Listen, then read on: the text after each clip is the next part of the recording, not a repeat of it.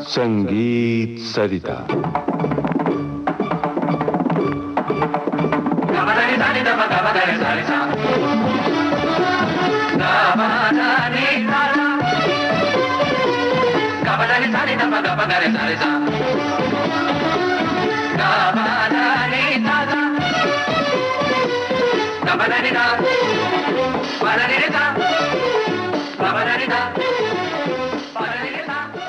प्रस्तुत है श्रृंखला सरोद का सुर संसार।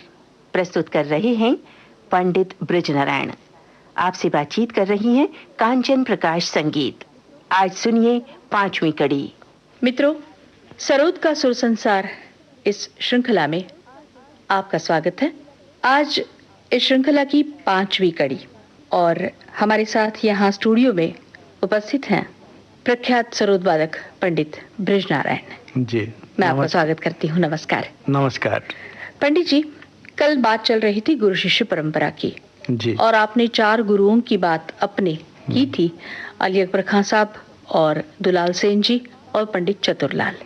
और बात आपने खत्म की थी अपने पिताजी का नाम लेकर कि उनसे मैंने आगे की शिक्षा पाई है। हाँ जी। तो एक सारंगी वादक से सरोद वादन की शिक्षा बताइए ना। कांचन जी, मेरा मानना ऐसा है कि सारंगी वादक संगीत के क्षेत्र में जगत गुरु का स्थान रखता है, क्योंकि हर किस्म का संगीत वो सारंगी पे बजाया जा सकता है।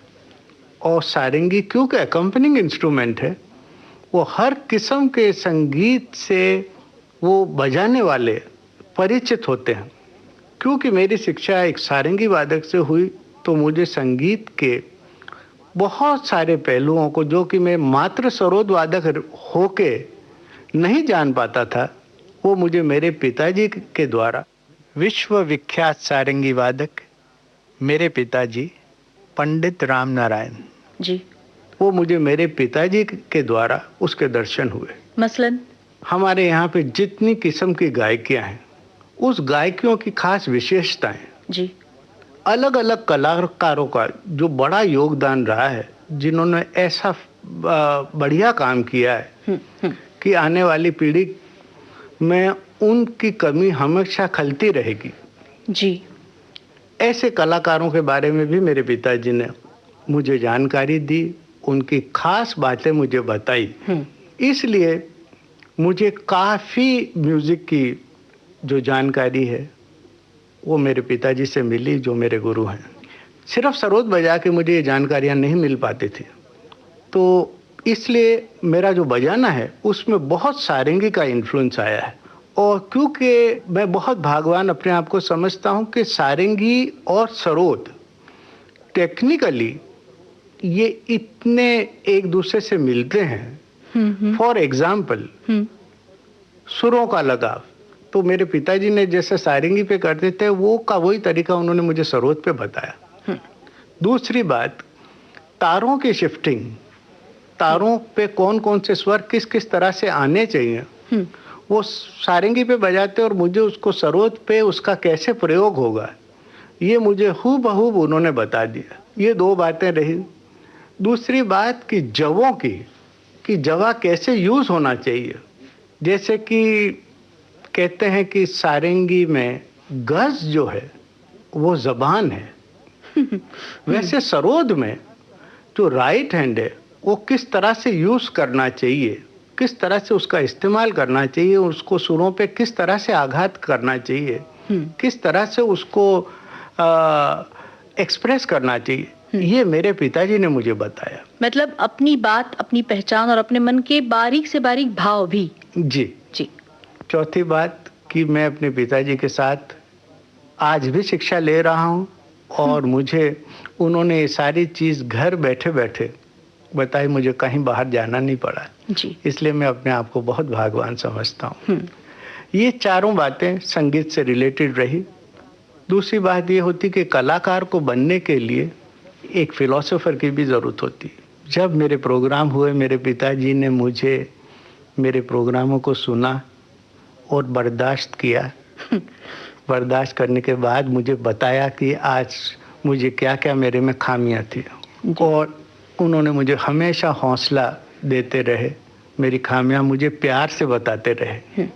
तो गुरु को सिर्फ संगीत की शिक्षा देनी ऐसी बात नहीं है, संगीत के अलावा भी जो शिक्षा होती है वो भी गुरु का धर्म है जी। और वो मुझे पूर्ण रूप से आज दिन तक मिलता आया है और मिलता रहेगा। जी पंडित जी, मतलब ये हुआ कि गुरु से इल्म भी और धर्म भी, हाँ जी। दोनों ही आपने हासिल किया। तो 7 साल की उम्र में आपने सरोद हाथ में पकड़ा है जी। आपका पहला कार्यक्रम, पहला कॉन्सर्ट कब हुआ? मेरा पहला कॉन्सर्ट 12 साल की उम्र में सप्रो हाउस दिल्ली में मैंने बजाया था। और उस वक्त में मुझे, कांचन जी अभी याद नहीं है, एक बहुत बड़े फ्रेंच पोइट इंडिया आए हुए थे जो उस समय हमारे हिंदुस्तान के गेस्ट थे। उनके लिए कार्यक्रम रखा गया था और उसमें चतुरलाल जी, मेरे ताऊ जी, उन्होंने मेरे साथ तबले पे संगत की और ये मेरा पहला प्रोग्राम था। तो 5 साल ही में आप एक प्रोग्राम देने के लिए काबिल हो गए? और 12 साल की उम्र में। मतलब 7 साल की उम्र से शुरू किया तो मैंने बैठे बैठे हिसाब लगा लिया। बिल्कुल बिल्कुल बिल्कुल। हाँ, वो मेरा पहला प्रोग्राम था और वो पहले प्रोग्राम में मुझे बजाते हुए जो मेरे गुरुजी चतुरलाल जी, उन्होंने जो हौसला मुझे दिया, जो उन्होंने मेरी हौसला अफजाई की, तो ये सारी चीजें मैं कभी भूल नहीं सकता। पंडित जी एक बात बताइए कि आपको एक अवसर ऐसा मिला, या मैं कहूँ कि आपको बहुत ऐसे अवसर मिले कि अच्छे अच्छे गुरु आपने पाए जी। आज अगर ये हमारा सरोद का सुर संसार सुनते सुनते कोई ये कहे या ये सोचे कि सरोद वादन मैं भी करूं, तो उनको गुरु मिलना कितना मुश्किल है और ऐसे में क्या किया जा सकता है? गुरु शिष्य परंपरा की बात जब हम कर रहे हैं तब बताइए, ये तो एकलव्य की जैसी बात हो जाएगी नहीं तो? आप क्या सोचते हैं? मुझे लगता है कि सबसे पहले शिष्य को ये दृढ़ निश्चय कर लेना चाहिए कि उसका गुरु कौन होगा। जब वो निश्चय कर ले कि उसका गुरु कौन होगा, उसके बाद उसको सबसे ज्यादा अपने गुरु पे फेथ और ट्रस्ट रखना चाहिए जी। जब वो ट्रस्ट और फेथ रखेगा तो उसका हमेशा रिजल्ट अच्छा ही आएगा जी। तो गुरु शिष्य परंपरा में ये पहली बात है कि वो अपने गुरुओं के ऊपर पूरा फेथ रखे, विश्वास और श्रद्धा रखे और उनकी सेवा करे, उनके मन के हिसाब से वो बिहेव भी करे। बस। पंडित जी आज आप क्या सुनाना चाहेंगे, क्या पसंद करेंगे? आज मैं हमारे श्रोताओं को मेरे पिताजी का 1974 में बजाया हुआ लंदन का एक कॉन्सर्ट जो मुझे बहुत ही प्रिय है, मैं चाहूंगा कि हमारे श्रोता आज वो सुने। राग जोग।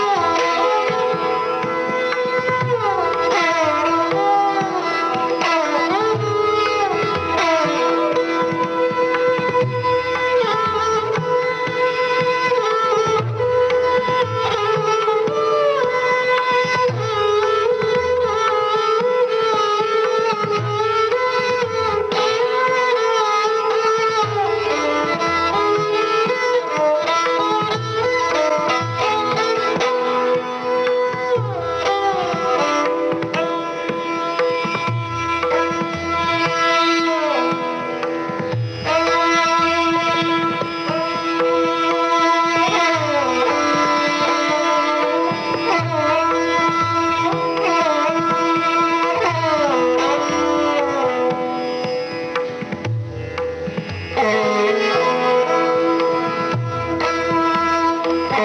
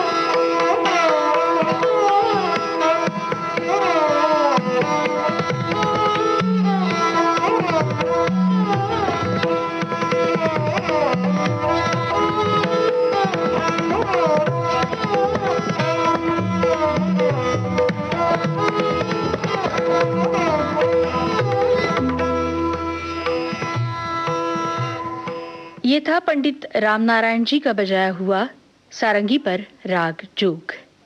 आज की कड़ी हम यहीं समाप्त करते हैं और कल फिर उपस्थित होंगे सरोद के सुर संसार में। तब तक नमस्कार। नमस्कार। सरोद का सुर संसार अभी आप सुन रहे थे इस श्रृंखला की 5वीं कड़ी। इसे प्रस्तुत कर रहे हैं पंडित बृजनारायण। इनसे बातचीत की कांचन प्रकाश संगीत ने। तबला संगति बालकृष्ण अय्यर की थी। तकनीकी सहयोग दिनेश दाभोलकर का। प्रस्तुति सहयोग वीना राय सिंघानी का था और इस कार्यक्रम की संयोजिका थी कांचन प्रकाश संगीत।